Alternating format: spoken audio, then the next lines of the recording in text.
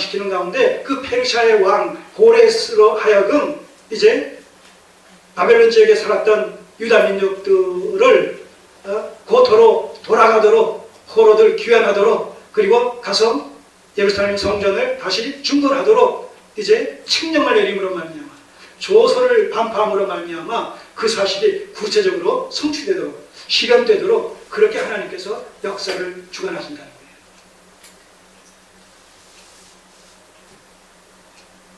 자, 우리가 믿는 하나님이 바로 이 하나님이시다, 이 역사의 주관자가 되신 하나님이시다라는 사실을 우리가 이런 사실을 통해서 깨닫게 되고 다시 한번 확인하게 될 때 참 감격과 감동이 생기잖아요. 네. 이 하나님께서 우리를 아신다는 거예요. 나를 아신다는 거예요. 우리를 아신다는 거예요. 땅에서 존귀한 자라는 거예요, 우리가. 자, 하나님께서 아신다면 우리가 고난 중에 있을지라도 슬픔 중에 있을지라도 고통 중에 있을지라도 하나님께서 아신다고 하시고 하나님께서 우리가 함께 하신다면 어때요? 감당할 만하고 감당해야 되지 않겠습니까? 네. 이게 위로 아니겠어요? 아내가 하루 종일 집에서 수고했는데 퇴근해서 들어온 남편이 네? 아내의 손을 잡고 어깨를 두드리면서 여보 오늘 하루 수고했지? 이 말 한마디에 그 수고가 다 날아가잖아요. 힘든 것들이. 그렇듯이 하나님께서 우리의 형편과 처지와 상황을 너무나 잘 알고 계시다는 거예요. 이 역사의 주관자가 되신 하나님, 구약시대 이스라엘 백성들을 기뻐하시는 뜻 가운데 이끌어가셨던 그 하나님이 신약시대에 하나님의 백성인 교회를 우리들을 그와 같은 원리 속에서 동일하게 이끌어가시면서 남은 구속사를 성취시켜 나가신다는 겁니다.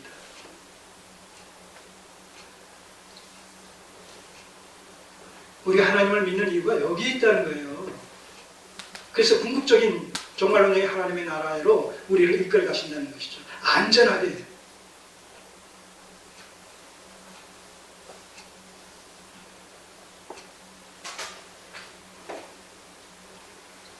자, 역대기서로 돌아오셔서 자, 22절이야. 바사왕 고레스 원년에 여호와께서 예레미야 입으로 하신 말씀을 응하게 하시려고, 이거 회복의 메시지, 회복에 관한 사건이죠. 70년 후에 바벨론을 멸망시키면서 고토로 이스라엘 백성들을 돌아오게 하시겠다는 그 회복의 메시지에 관한 부분에 대한 성취의 내용입니다. 말씀을 응하게 하시려고 바사왕 고레스의 마음을 감동시키시네.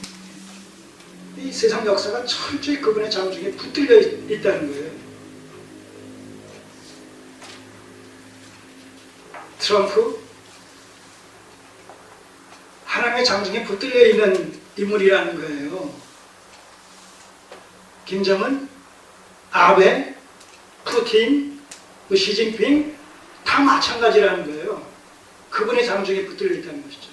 그분이 기뻐하시는 뜻대로 그들을 움직이셔서 세상 역사를 방편 삼으시사 궁극적으로 하나님의 뜻의 성취인 뜻인 구속사를 완성시키시는 일에 다 그대로 하나의 도구로 사용하고 있을 뿐이다 하는 얘기죠. 그 중심에 누가 있어요? 구약시대에는 이스라엘이 있듯이 신약시대에는 교회가 있는 거란 말입니다. 교회가. 그렇다고 자만하자는 거 아니에요. 그렇다고 그 사람들을 갖다 우리가 우습게 여기자는 그런 의미 아닙니다. 그래서는 안 되지요. 우리가 또 현실적으로 해야 될 도리는 해야 되는 것이고, 관계라는 것은 또 여전히 있는 것이기 때문에. 자, 말씀을 응하게 하시려고 바사왕 고레스의 마음을 감동시키시네. 그 마음을 주관하셨다는 얘기예요. 저가 온 나라에 공포도 하고 조서도 내려. 그러니까 적어도 이 고레스의 입장에서 지금 취하는 이 행동은 뭐예요? 누구에 의해서라는 어떤, 여기서 하나님의 어떤 절대 주권적인 섭리의 손길이 그를 주장하고 간섭하고 있지만, 고레스 입장에서는 뭐예요? 자기가 좋아서 자유의지 발동이라는 거예요. 여기서 우리는 고레스의 자유의지와 하나님의 절대 주권이 절묘하게 조화와 균형을 이루는 가운데 종목적으로 하나님의 뜻을 이루어 가시는 이 모습을 보는 것이죠. 늘 말씀드렸듯이. 하고 싶지 않은데 뭔가 강압적인 어떤 보이지 않는 손에 의해서 이끌려 가다시피 그게 아니라는 거예요. 그러고 싶은 마음의 발로로, 자유의지의 발로로 그러고 싶어져서 제가 원나라의 공포도 하고 조소도 내려 가로되 바사왕 고레스는 말하노니 하늘의 신 여호와께서 세상 만국으로 내게 주셨고, 이거 엄청난 고백 아니에요? 네. 그렇다고 해서 그가 하나님을 믿고 구원받았다. 이 문장은 별개의 것으로 우리가 접근을 해야 되겠죠. 네. 어쨌든 그가 하나님의 장중에 완전히 사로잡혀 있었다. 그가 의식을 하든 하지 않든 간에 이 사실을 우리가 여기서 보게 되는 것이죠. 하늘의 신 여호와께서 세상 만국으로 내게 주셨고 나를 명하여 유다 예루살렘에 전을 건축하라 하셨나니 너희 중에 무릇 그 백성된 자는 다 올라갈지어다. 너희 하나님 여호와께서 함께 하시기를 원하노라 하였더라. 자, 이 이방나라 아사왕 고레스가 하나님 앞에서 이렇게 하나님 선한 도구로 사용되어질 수 있었다는 것이 이게 하나님의 절대 주권적인 섭리의 역사가 아니고서는 불가능하죠. 자, 이 부분과 연관되어진 이사야서의 내용을 한번 살펴보시면 이사야서 44장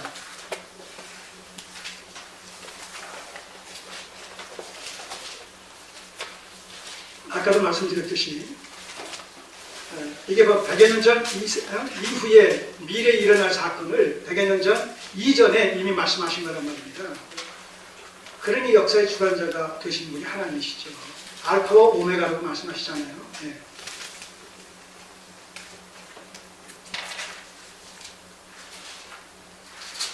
(44장) 28절을 보시면 먼저 44장 28절 보시면 고레스에 대하여는 이르기를 그는 나의 목자라 나의 모든 기쁨을 성취하리라 하며.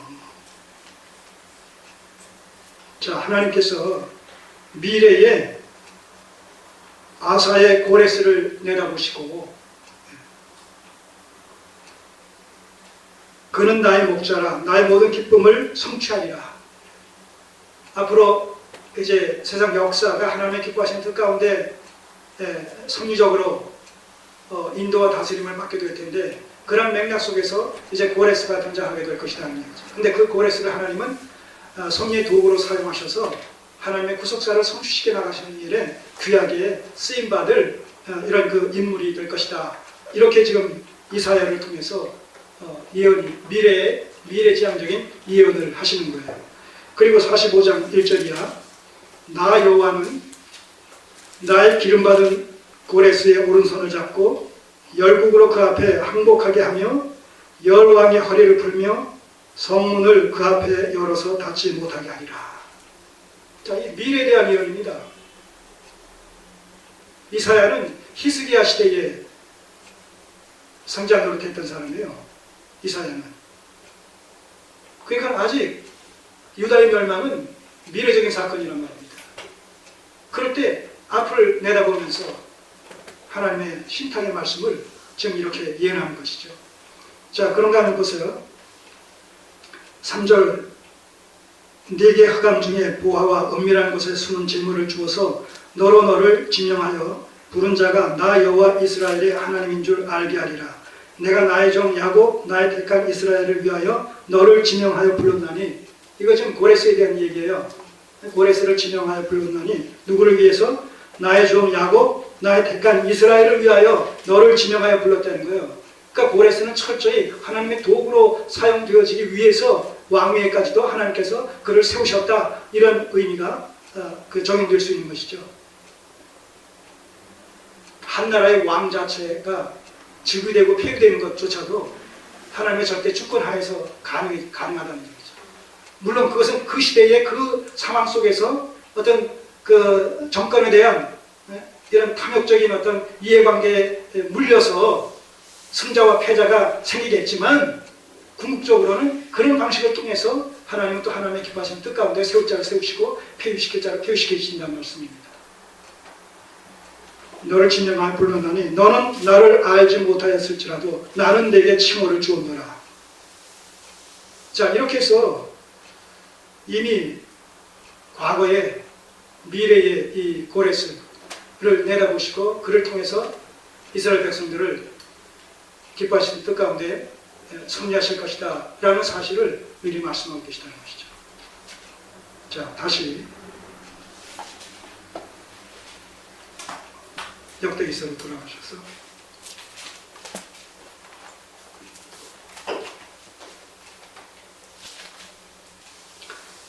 자, 그 23절 다시요. 바살람 고레스는 말하노니 하늘의 조서의 내용이에요. 이제 하늘의 신 여호와께서 세상 만국으로 내게 주셨고 나를 명하여 유다 예루살렘에 전을 건축하라 하셨나니 너희 중에 무릇 그 백성된 자는 다 올라갈지어다. 너희 하나님 여호와께서 함께 하시기를 원하노라 하였더라. 자, 결국 역대기서 기자는 이런 메시지를 통해서 지금 이 역대서를 듣는 이스라엘 백성들은 누구라고 했어요? 대상이 누구예요 지금? 네, 이 역대기서는 지금 폭 70년이 맞춰서 포로로부터 귀환한 이스라엘 백성들을 향해서 주신 지금 말씀이란 말입니다. 내용은 그 이전에 열왕기서의 내용이지만 그걸 가지고 포로로부터 귀환한 백성들에게 과거의 역사를 들어서 지금 그 하나님의 뜻을 전하고 있는 이런 상황이란 말입니다. 그렇기 때문에 이런 내용을 통해서 이미 포로로 이제 귀환을 한 백성들에게 이스라엘 백성들에게 이 말씀하는 거예요. 그러니까 이제 하나님께서 고레스를 들어 쓰셔서 바벨론 포로로부터 너희들을 돌아오게 하신 것은 뭐예요? 다윗 언약에 약속되어진 다윗 왕국, 신 다윗 왕국을 이제 회복시키고 재건하라는 그런 그 의도가 담겨 있다는 사실을 알라. 그리고 무엇보다도 그러기 위해서는 예루살렘 솔로몬 성전, 불에 타버린 성전을 다시 재건해야 된다는 이 당위성을 가지고 너희들은 그 다윗 왕국의 회복을 위해서, 재건을 위해서 모든 삶을 집중시켜야 된다. 이것을 촉구하고자 하는 그런 의도에서 이런 내용을 갖다가 지금 여기서 담고 있는 것이죠. 저자 입장에서는. 자, 한편 아까 살펴봤던 대로 열왕기서 하를 또 보시겠습니다. 25장. 이렇게 해서 우리가 역대기서에서 나타난 유다의 회복의 메시지를 살펴봤어요. 그 다음에 열왕기 하에 나타난 이 유다의 회복에 대한 메시지를 한번 살펴보겠습니다. 27절 이하에서 유다 왕 여호야긴이 사로잡혀간 지 37년 곧 바벨론 왕 에윌므로닥, 이 에윌므로닥은 느부갓네살 왕의 아들입니다. 에윌므로닥의 즉위한 원년 12월 27일에 이렇게 날짜까지 분명히 이렇게 적혀 있다는 사실은 이것이 아주 뭐예요? 역사적인 사실이었다는 것을 강조하는 것이죠. 확증시켜 주는 것이죠. 유다 왕 여호야긴을 옥에서 내어놓아 포로로 잡혀갔어요. 포로로 잡혀갔는데 이제 그 감옥에서 여호야긴을 출감시켰어요. 옥에서 내놓아 그 머리를 들게 하고, 자, 머리를 들게 하고, 어디서 이런 표현을 우리가 봤죠?